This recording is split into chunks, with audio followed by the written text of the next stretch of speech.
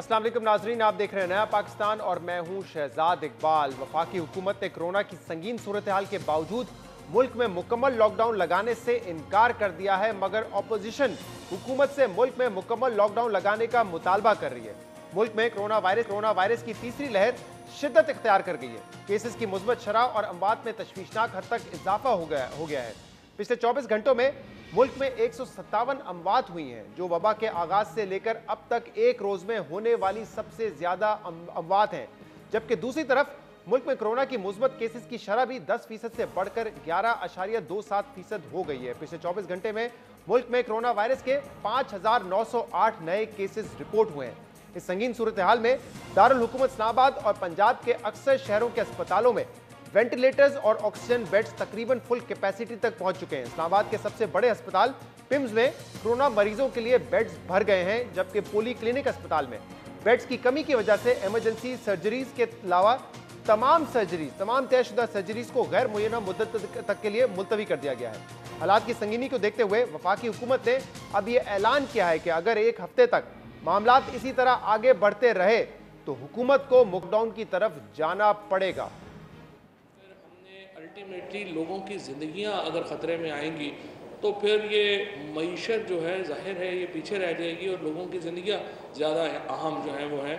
सो हमें उसके लिए ड्रास्टिक इकदाम करने पड़ेंगे। अगर एक हफ्ते तक ये मामला जो हैं वो नीचे नहीं आए तो फिर हमें मुकम्मल लॉकडाउन का भी जो है वो सोचना पड़ेगा।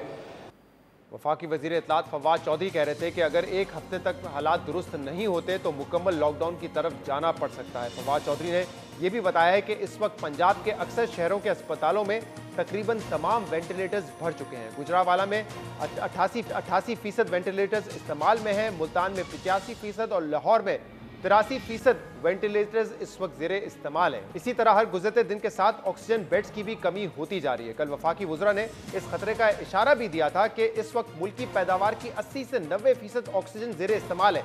जबकि आज द न्यूज़ में वकार भट्टी की खबर के मुताबिक पाकिस्तान में ऑक्सीजन बनाने वाली कंपनियों ने भी खबरदार किया है कि कोरोना वायरस की मौजूदा लहर के दौरान अगर ऑक्सीजन की सनती शोबे को फराहमी ना रोकी गई तो अस्पतालों में ऑक्सीजन की शदीद कमी हो सकती है।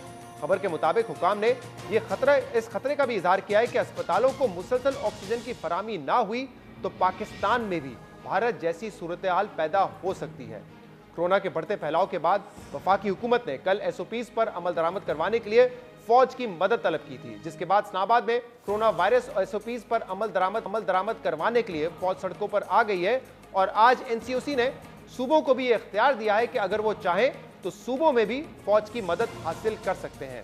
इस वक्त इस बात का खदशा जाहिर किया जा रहा है, इस बात का खौफ है कि अगर सूरत हाल पर काबू नहीं पाया गया तो कहीं पाकिस्तान में भी भारत जैसी खतरनाक सूरत हाल पैदा ना हो जाए, जहां एक इंसानी अलमिया जन्म ले चुका है। भारत की संगीन सूरत हाल पर वजीर आजम इमरान खान ने आज भारतीय अवाम से इजहार यकजहती करते हुए कहा है कि हम अपने हमसायों समेत दुनिया भर में वबा की जद में आने वालों की जल्द शिफा के लिए दुआ गो हैं।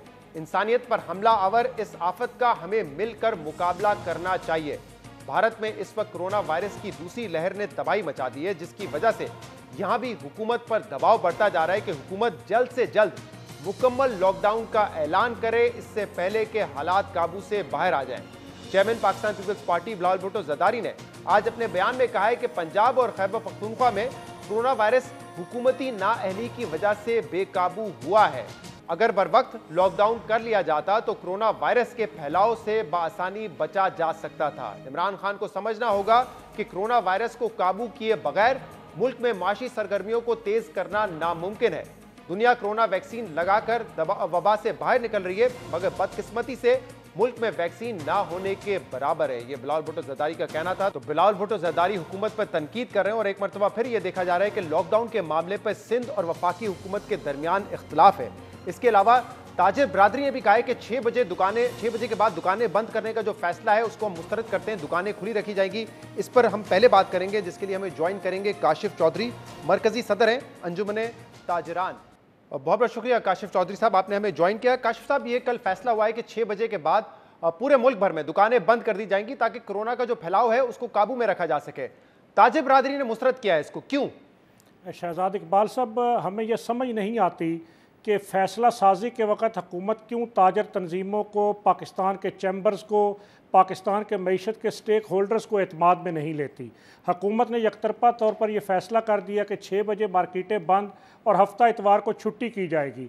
6 बजे मार्केटें बंद करने के फ़ैसले के नतीजे में मार्केटों के अंदर भी और सड़कों पर भी रश की कैफियत पैदा हो रही है। हम वफाकी हुकूमत को ये तजवीज़ देना चाह रहे हैं कि रश के ख़ात्मे के लिए औकात कार मुकर्रर करके 24 घंटे के लिए मार्केटें खोल दी जाएँ, ताकि वो रश तकसीम हो जाए और मार्केटों में रश ना पड़े। इसलिए कि इस वक्त हमें कोरोना से भी बचना है और हमें मईशत के पहिए को भी चलाना है, वरना लोग कोरोना से शायद कम मरेंगे, भूख, अफलास, गुर्बत और महंगाई के हाथों ज़्यादा मर जाएंगे। इसलिए ऐसी हिकमत अमली पर जाना है जिसके नतीजे में कोरोना से बचा जा सके।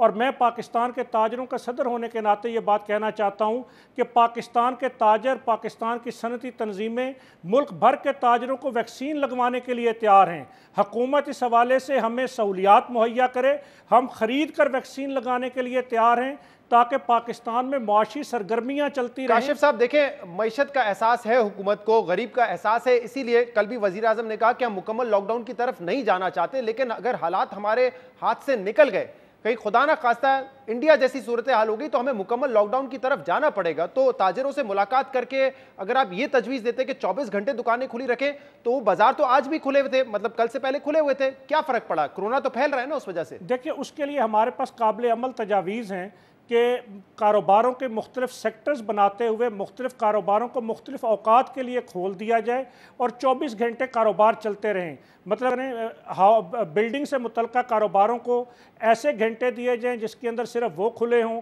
इसी तरीके से खाने पीने की अशिया, इसी तरीके से कपड़े और जूते, उनके औकात कार अलग अलग कर दिए जाएं ताकि कारोबार तो भी काशिफ चलते साहब रहें। ये कर लेते ना, किसने रोका था? जब कोरोना फैल रहा होता है तो ताजिर ये फैसला करने में कभी आगे नहीं आते। जब फैसला हो जाता है कि दुकानें बंद होंगी, लॉकडाउन की तरफ जाएंगे, फिर आप कहते हैं कि हमसे तजवीज ले लेते तो हम ये तजवीज देते हैं। अगर ये हल था जो आप मुझे अभी बता रहे हैं, ये 2 महीने पहले, 3 महीने पहले खुद से इंप्लीमेंट कर लेते आप। हमने एनसीओसी को इसके हवाले से तजावीज़ भी दी, हमने उनको मुलाकात की दरख्वास्त भी की, लेकिन एनसीओसी पाकिस्तान के ताजरों के साथ और पाकिस्तान के चैम्बर्स के साथ जो मईशत के नुमाइंदे हैं उनके साथ बैठने के लिए ही तैयार नहीं है। तो आप मुझे बताएं कि हम कैसे आज खुद इस फैसले पर या किसी भी फैसले पर पहुंचते हुए उस पर अमल दरामद कर सकेंगे। जब शहर बंद करने की बात हो रही होती है तो बहुत सारे शोबे हैं, हर किसी से मुलाकात तो नहीं हो सकती ना, लेकिन यहां पर आप खुद देख रहे हैं सूरत हाल हमारे पड़ोसी मुल्क में क्या है। वहां पर ऑक्सीजन की कमी हो रही है, अस्पताल में बेड्स नहीं है, जगह नहीं है। क्या आप चाहते हैं कि वही सूरत हाल पाकिस्तान में हो? कोई भी ये फैसला करते हुए खुशी से तो फैसला नहीं कर रहा होगा, लेकिन जरूरत है ना इस फैसले की। इसके हवाले से भी मैं ये गुजारिश करूंगा कि हम ये समझते हैं कि हुकूमत की नाअहली, बदतदबीरी और गफलत की वजह से ये वायरस की लहर बहुत तेज़ी से फैली है। बैरून मुल्क से आने वालों की अगर स्क्रीनिंग के निज़ाम को बंद ना किया जाता, उनके टेस्ट किए जाते, उनको क्वारंटाइन किया जाता, तो ये तीसरी लहर पाकिस्तान के अंदर ना फैलती।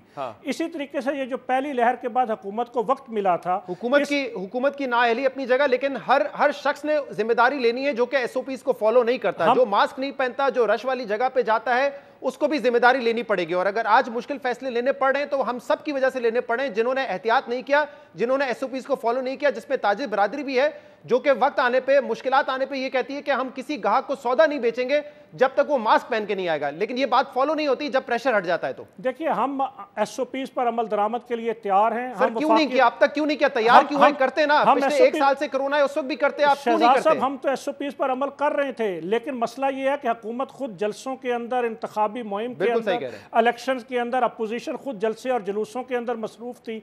जब सियासी जमातें, जब हुकूमती पार्टियां जलसे और जुलूस कर रही होंगी, जब अवाम संजीदा नहीं होंगे, तो सिर्फ ताजरों पर उसका मलबा क्यों गिराया जाता है? बिल्कुल आपकी ठीक बात है, इसलिए मैंने कहा हर उस शरी आती है जिसको SOP फॉलो करने चाहिए, जिनको एहतियात करना चाहिए, उसमें सियासी जमातें भी आती हैं, हुकूमत भी आती है और ताजिर बरादरी भी आती है, वो ग्राहक भी आते हैं जो आपके पास आते हैं बगैर मास्क पहन के। बहुत बहुत शुक्रिया। काशिफ चौधरी साहब हमारे साथ मौजूद है, मोहम्मद अशरफ बावानी साहब हमारे साथ मौजूद है, गनी ग्लोबल ग्रुप्स के प्रेसिडेंट हैं और इस वक्त ऑक्सीजन के हवाले से बड़ी तशवीशनाक सूरत हाल है। कल भी बताया गया था कि मुल्क में 90% जो ऑक्सीजन पैदा हो रही है उसका 70 से 80% अस्पतालों में कोविड पेशेंट्स के लिए इस्तेमाल हो रहा है। तो जरा अशरफ साहब बताइएगा इस वक्त क्या सूरत हाल है, कितनी ऑक्सीजन पाकिस्तान में पैदा होती है और कितनी इस वक्त कोविड पेशेंट्स के लिए इस्तेमाल हो रही है?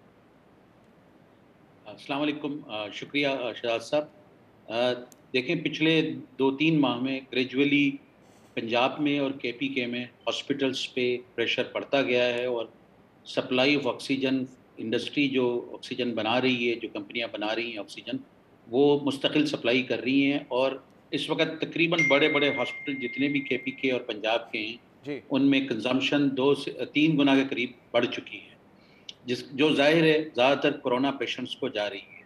अब पाकिस्तान में इस वक्त तकरीबन ऑक्सीजन तकरीबन 710 मेट्रिक टन के करीब पर डे बनती है, और इस वक्त जो कंजम्पशन हो रही है तकरीबन 620 टन के करीब कंजम्पशन हो रही है ऑक्सीजन की, मेडिकल के लिए, मेडिकल डायरेक्टली या इनडायरेक्टली मेडिकल पर्पस के लिए। सही इसमें 2 किस्म की इस्तेमाल होता है। एक जो कि बल्क टैंकर में बड़े हॉस्पिटल्स को जाती है, और वो उन हॉस्पिटल्स में through the pipeline her bed पे जा रही होती है, जो कि आपने भी देखा होगा सारे बड़े हॉस्पिटल में। और दूसरी जो होती है डिस्ट्रीब्यूटर सेगमेंट में जाती है, जहां वो कंप्रेस होकर सिलेंडर्स में भरी जाती है, और वो सिलेंडर्स या तो छोटे हॉस्पिटल्स में जाते हैं, या वो सिलेंडर्स घरों में यूज़ होते हैं ऑक्सीजन के पेशेंट्स की ज़रूरत के लिए। सही। तो इस तरह इस वक्त तकरीबन हमारे पास तकरीबन 80 से 90% ऑक्सीजन जो है इस्तेमाल हो गई है मुल्क में पैदा होने वाली। अशरफ साहब, जो इस वक्त हर कोई इस बात से खौफजदा है कि कहीं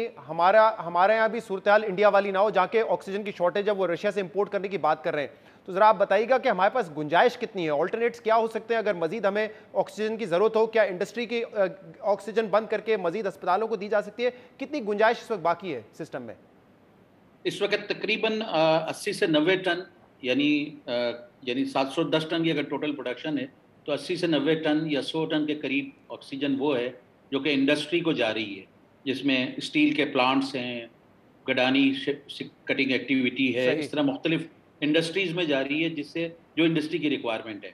तो एक तो ज़ाहिर है इमरजेंसी सिचुएशन अगर डिक्लेयर करती है गवर्नमेंट, तो वो इंडस्ट्री की जो ऑक्सीजन है वो मेडिकल ऑक्सीजन में इस्तेमाल हो सकती है, अगर लाइफ इंसानों की जान बचाने की। इसके अलावा कोई ऑल्टरनेट हो सकते हैं?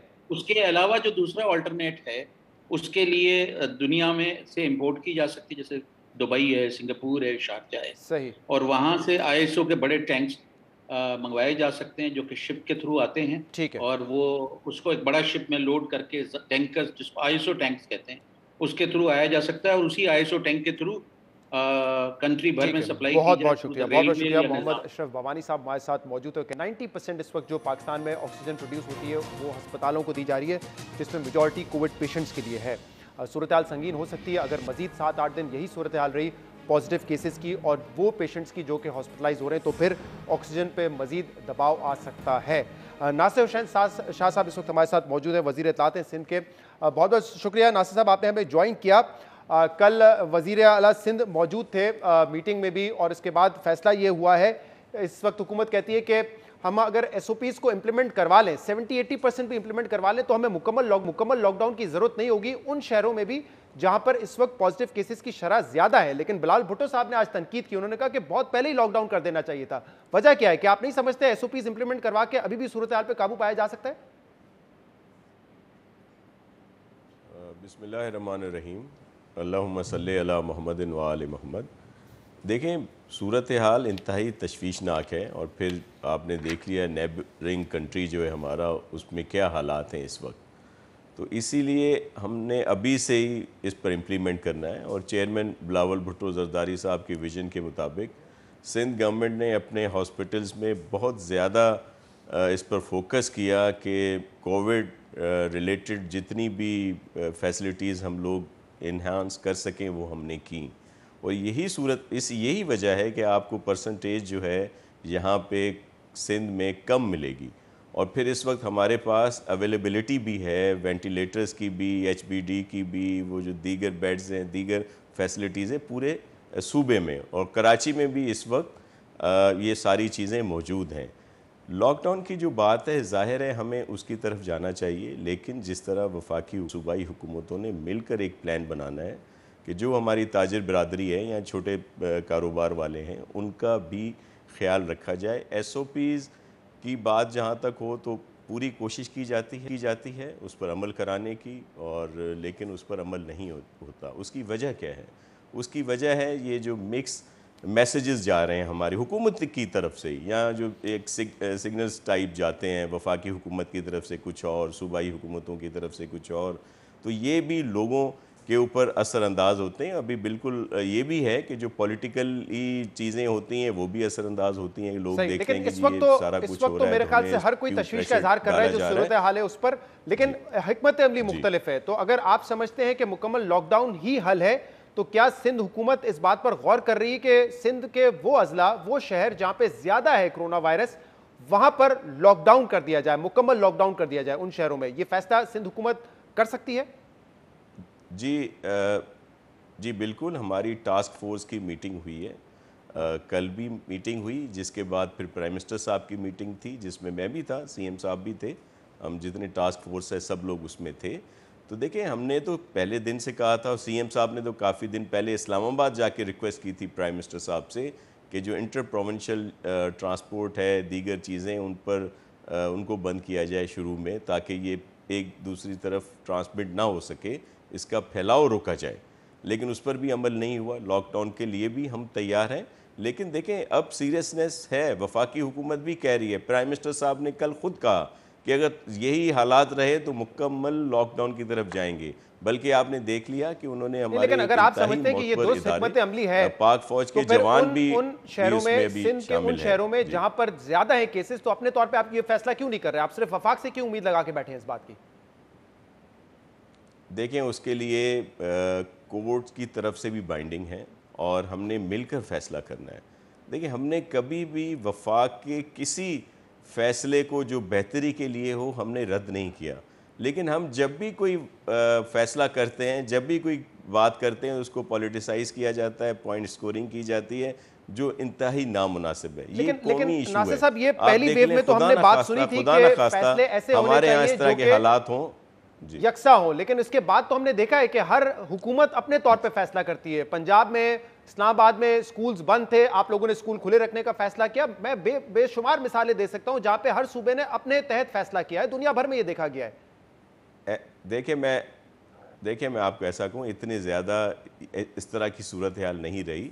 हमने बहुत सारे फैसले जो हैं यकसा किए हैं, जो NCOC के उसमें आते हैं। अब भी हम यही चाहते हैं कि एक जैसे फैसले हों, लेकिन ये मैं आपसे ज़रूर कहूँगा कि अगर जिस तरह सूरत हाल इतनी बदतर होती है और इसका ज़्यादा परसेंटेज बढ़ेगी तो हम बंद कर देंगे, भले वफाक लॉकडाउन लगाए या ना लगाए, हम यहाँ पे लगा देंगे। अच्छा, इंटर प्रोविंशियल ट्रांसपोर्ट पर पाबंदी लगाने के हवाले से कल वजीर आला सिंध ने काफी जोर दिया था, लेकिन देखें जो फर्स्ट वेव थी या सेकंड वेव थी, उसमें सबसे ज्यादा मुतासर अगर कोई शहर हुआ था, कराची हुआ था। तो उस वक्त दूसरे सूबों ने यह आवाज नहीं उठाई थी कि इंटर प्रोविंशियल ट्रांसपोर्ट बंद कर दें। तो ये अब कहा जा रहा है कि क्योंकि पंजाब में या KP में ज्यादा है, तो फिर सिंध की तरफ से ये मुतालबा किया जा रहा है कि ट्रांसपोर्ट बंद कर दें।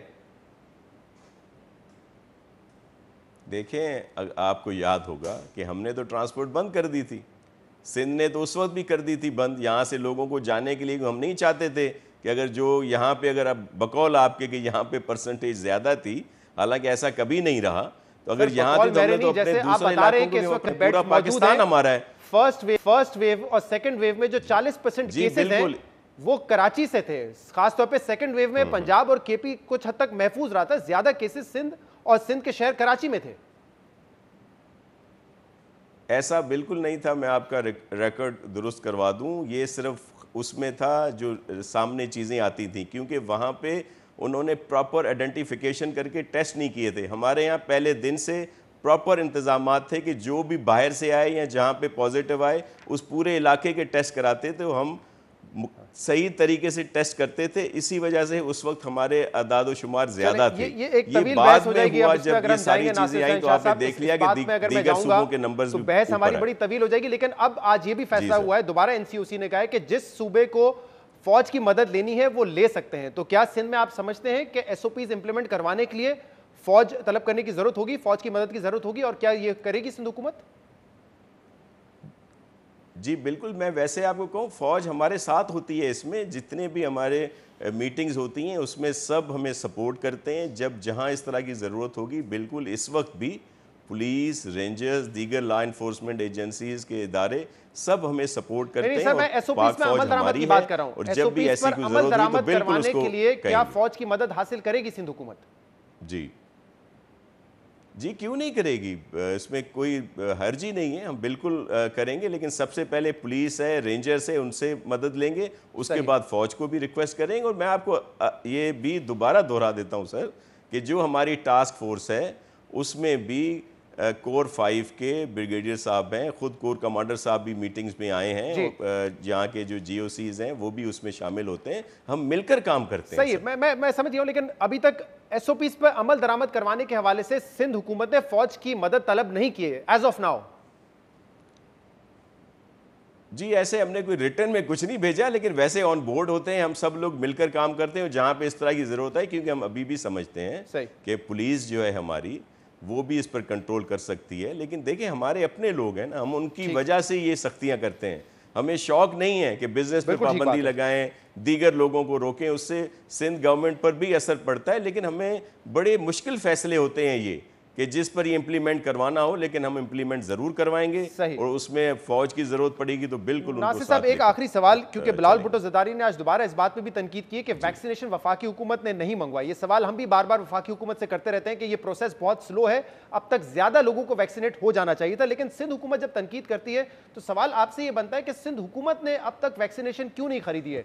इनफैक्ट 30 मार्च 2021 यानी कि एक महीने से कम 20-25 दिन पहले पहला बयान आया था डॉक्टर अजरा का, जिन्होंने कहा कि 50 करोड़ रुपए हमने मुख्तस किए हैं वैक्सीनेशन खरीदने के लिए। मतलब आप सूबाई सतह पे क्यों नहीं आगे बढ़े? अगर वफाकी हुकूमत नहीं करी, आप तो खरीद सकते हैं ना वैक्सीनेशन।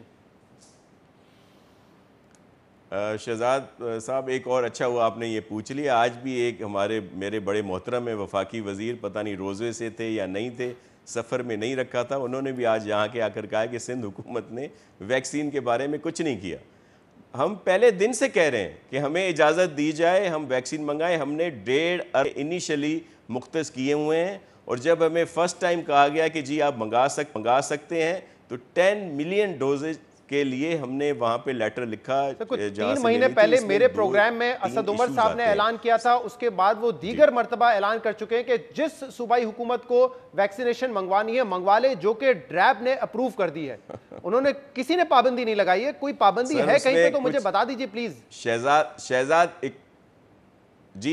साहब, वो लेटर हमारे पास मौजूद हैं जिसमें बहुत सारी कदगने भी होती हैं, और फिर मुख्तलिफ इशू ये है कि अभी तक वो जो रेट है वो फाइनलाइज नहीं हुए ड्रैप और दीगर वफाकी इदारों की तरफ से। हमारे पास तमाम लेटर मौजूद है। मैं देखें ये वक्त जो है भाई हमने मिलकर काम करना है। मैं तो कोई इल्जाम नहीं लगाना चाहता वफाकी हुकूमत पे, हम चाहते हैं कि मिलकर करें, लेकिन ये जब इस तरह के इल्जाम लगाते हैं तब हमें जवाब देना होता है कि ये सही नहीं है। ये कहते कुछ है, करते कुछ है। हॉस्पिटल्स में देख लें, प्राइम मिनिस्टर साहब ने CM साहब से कहा कि जी वो तो हॉस्पिटल आपके 3 हम लेने ही नहीं चाहते। अच्छा, और बिल्कुल आप रखें, आपसे बात की जाएगी। लेकिन देखिए प्राइवेट सेक्टर भी खुद मंगवा रहा है वैक्सीनेशन, इंपोर्ट करके प्रोवाइड कर रहा है वैक्सीनेशन। जब प्राइवेट सेक्टर मंगवा सकता है तो सिंध हुकूमत क्यों नहीं मंगवा सकती? ये कैसे हो सकता है कि प्राइवेट सेक्टर को रुकावट नहीं डाली है लेकिन सिंध हुकूमत को मना किया हुआ है? सर मैं आपको अर्ज करूं कि ये प्राइवेट सेक्टर को भी बड़ी मुश्किल से बाद में ये जाके इशू हुए हैं, वो भी सब परेशान है कि उनके पास भी इस वक्त स्टॉक नहीं है।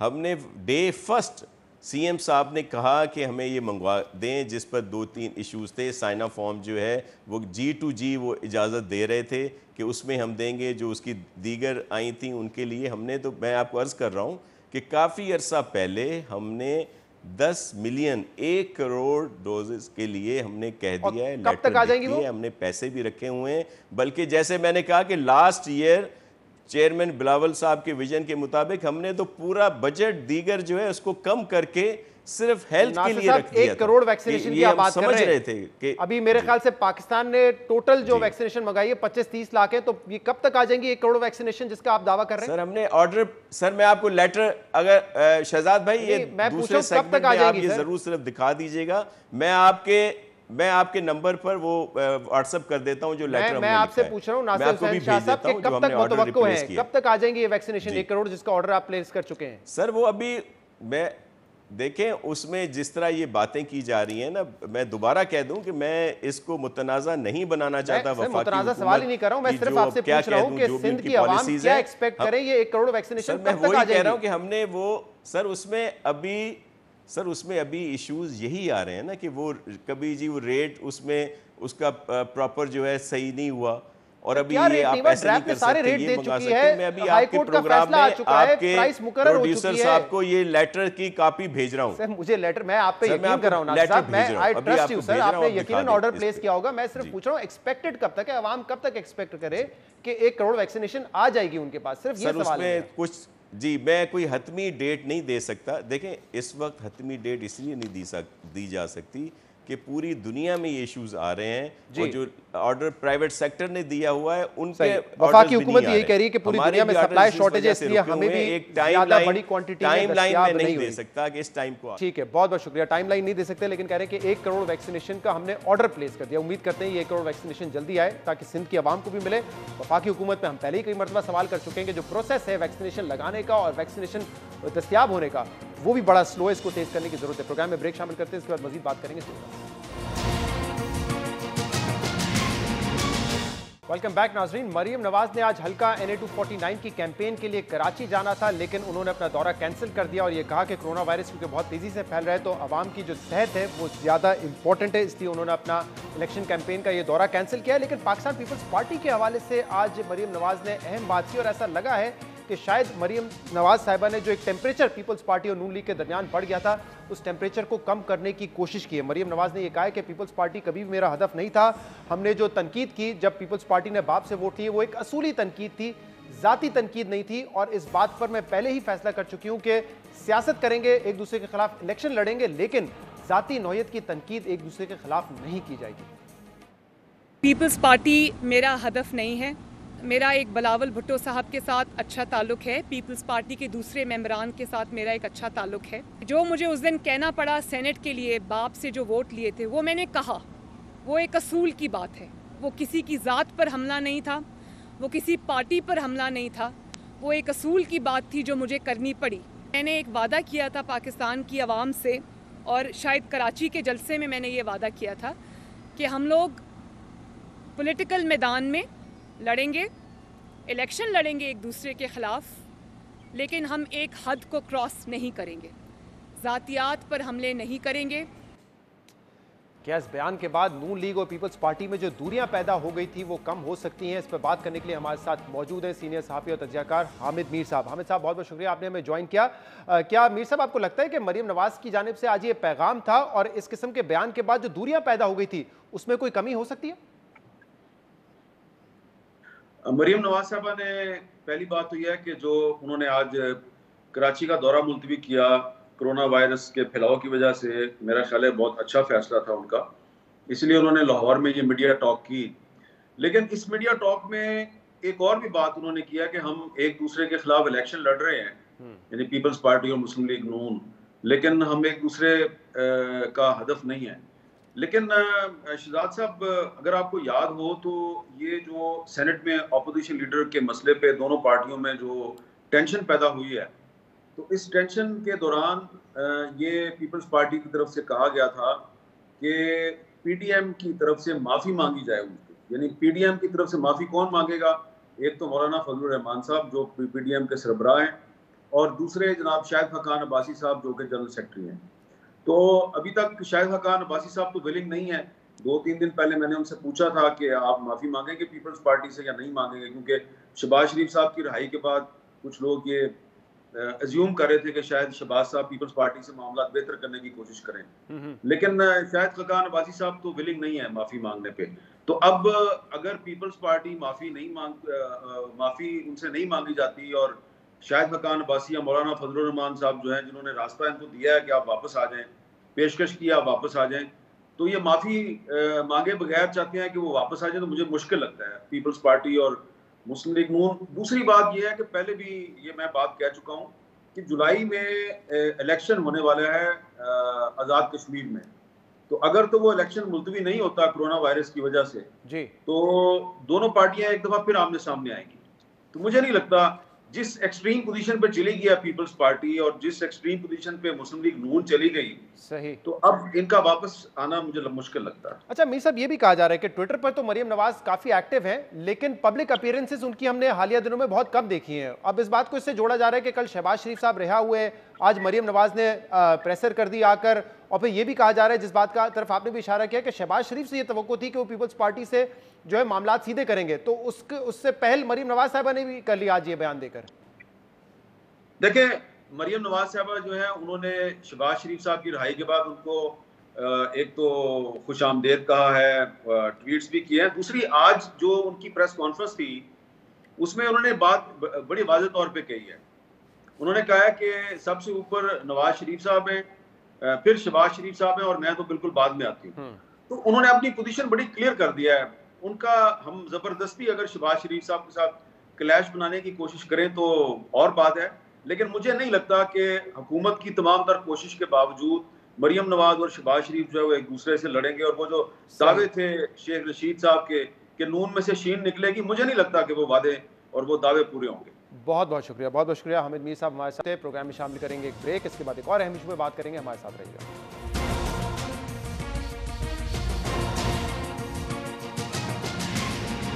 वेलकम बैक नाजरीन। पाकिस्तान तहरीक इंसाफ के रहनुमा जहांगीर खान तरीन की हिमायत में मुसलसल इजाफा हो रहा है। तहरीक इंसाफ के मुंतखब नुमाइंदों का जहांगीर खान तरीन से मुलाकातों का सिलसिला जारी है, और यूं महसूस होता है कि वजीर आजम इमरान खान से मुतवक्को मुलाकात से पहले जहांगीर तरीन कैंप खुद को मजबूत कर रहा है। कल जंग से तहरीक इंसाफ के MNA साहिबजादा महबूब सुल्तान, साहिबजादा अमीर सुल्तान और रावलपिंडी के MPA उमर तनवीर भट्ट ने जहांगीर खान तरीन से मुलाकात की। तीनों अरकान ने जहांगीर खान तरीन से यकजहती का इजहार किया और कहा कि उनकी तमाम तर हिमायत जहांगीर तरीन के साथ है। जहांगीर तरीन पहले ही 30 से 40 अरकान असेंबली का दावा कर चुके हैं। जहांगीर तरीन ये कह चुके हैं कि उनको इस्लामाबाद से चंद लोगों ने राब्ता करके ये यकीन दहानी करवाई है कि उनके ग्रुप की वजीर आजम से जल्द मुलाकात हो जाएगी।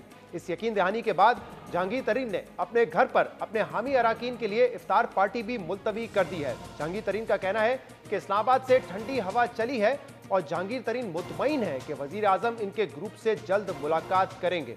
मेरे घर में एक इफ्तारी थी, उसके इफ्तारी से एक दिन पहले मुझे इस्लामाबाद से कुछ लोगों ने कांटेक्ट किया और मुझसे उन्होंने एश्योरेंस दी, यानी यकीन दहानी कराई कि आपकी मुलाकात, आपके ग्रुप की मुलाकात प्राइम मिनिस्टर साहब के साथ इसी हफ्ते में या कुछ चंद दिनों में हो जाएगी।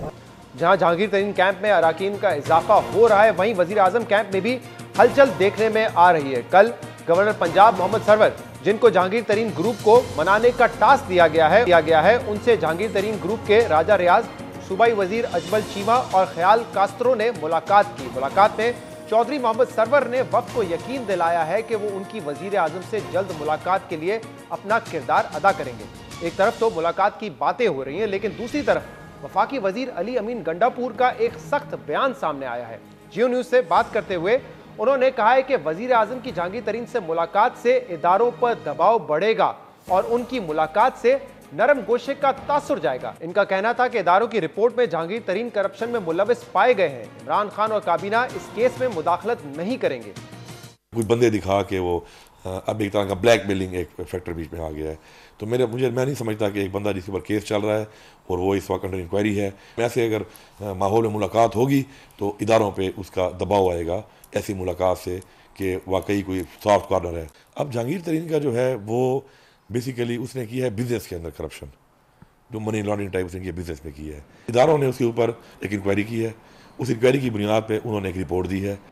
वफाकी वजीर अली अमीन गंडापुर कह रहे थे कि हिमायत दिखाकर जहांगीर तरीन ने 30 से 40 लोगों की हिमायत दिखाकर जहांगीर खान तरीन ने ब्लैकमेलिंग करने की कोशिश की, और इसलिए अब अगर मुलाकात होती है उनकी वजीर आजम से तो इदारों पर दबाव आएगा। और ये वो वजीर आजम है जो कि एहतसाब का नारा लगाकर हुकूमत में आए हैं। इससे पहले वफाकी वजीर अली जैदी साहब ने भी ये कहा था कि जहांगीर खान तरीन को केसेस का सामना करना चाहिए, ग्रूम बनाकर वजीर आजम पर दबाव नहीं डालना चाहिए।